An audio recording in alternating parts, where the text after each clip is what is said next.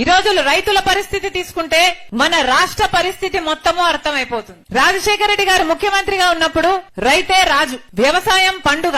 రాజశేఖర రెడ్డి గారు ముఖ్యమంత్రిగా ఉన్నప్పుడు ఇన్పుట్ సబ్సిడీ ఇచ్చారు, విత్తనాల మీద సబ్సిడీ ఇచ్చారు, ఎరువుల మీద సబ్సిడీ ఇచ్చారు, పంట నష్టపోతే పంట నష్టపరిహారం ఇచ్చాడు, పంట బీమా ఉండే, అద్భుతంగా రుణమాఫీ కూడా చేశాడు. ఇలా ఒక రకంగా కాదు, రెండు రకాలు కాదు, ప్రతి విషయంలోనూ అసలు పెట్టుబడి ధర తగ్గించాడు, రాబడిని పెంచాడు. ప్రతి విషయంలో రైతులకు అండగా నిలబడ్డారు. కాబట్టే ఆ రోజు వ్యవసాయం పండుగ అయింది. కానీ ఈ రోజు ఇప్పుడు జగనన్న గారి ప్రభుత్వంలో కనీసం గిట్టుబాటు ధర వస్తుందా అంటే ఒక చోట కూడా, ఒక రచ్చబండలో కూడా ఒక రైతు కూడా అమ్మా మేము బాగుపడుతున్నాము, మాకు గిట్టుబాటు ధర వస్తుంది, వ్యవసాయం బాగుంది, మేము డబ్బులు చేసుకుంటున్నాము అన్న రైతు రేనేలేడు. ఎక్కడికి వెళ్ళినా కూడా అసలు అన్నా అప్పు లేని రైతు ఉన్నాడా ఈ రోజు అంటే లేడు. మొత్తం రైతులందరూ అప్పుల పాలైపోయారు. ఈ రోజు వ్యవసాయం పండుగ కాదు, ఈ రోజు వ్యవసాయం దండగ.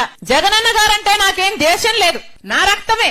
కానీ ఇది సిద్ధాంతపరమైన వ్యతిరేకం మాత్రమే. మేమంటున్నది ప్రజలు మీకు ఓట్లేస్తే మీరు ముఖ్యమంత్రులయ్యారు, అలాంటప్పుడు ప్రజలకు మీరు మేలు చేయాల్సిన బాధ్యత ఉందా లేదా అని మేము ప్రశ్నిస్తున్నాం. వ్యవసాయం రాజశేఖర రెడ్డి గారికి అంత ముఖ్యమైనప్పుడు ఆయన ఆశయాలను నిలబెడుతున్నామని చెప్తున్న జగనన్న గారికి రైతులంటే ఎందుకంత చిన్న చూపు, వ్యవసాయం అంటే ఎందుకంత చిన్న చూపు?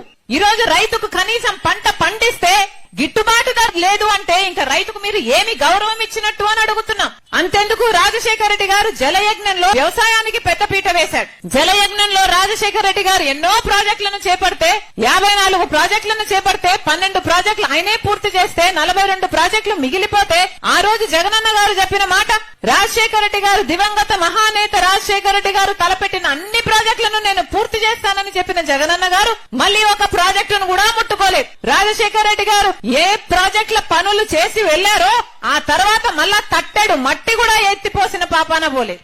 ఈ ఊర్లోనే ఎక్కడో శంకుస్థాపన చేశారంట, 2 నదులు అనుసంధానం చేసి ఏదో ప్రాజెక్టు చేస్తామని, మళ్ళీ దానికి కూడా దిక్కు లేకుండా పోయింది. మరి మీరు రాజశేఖర రెడ్డి గారి ఆశయాలను నిలబెట్టిన వాళ్ళు ఎలా అవుతారు అని అడుగుతున్నాం.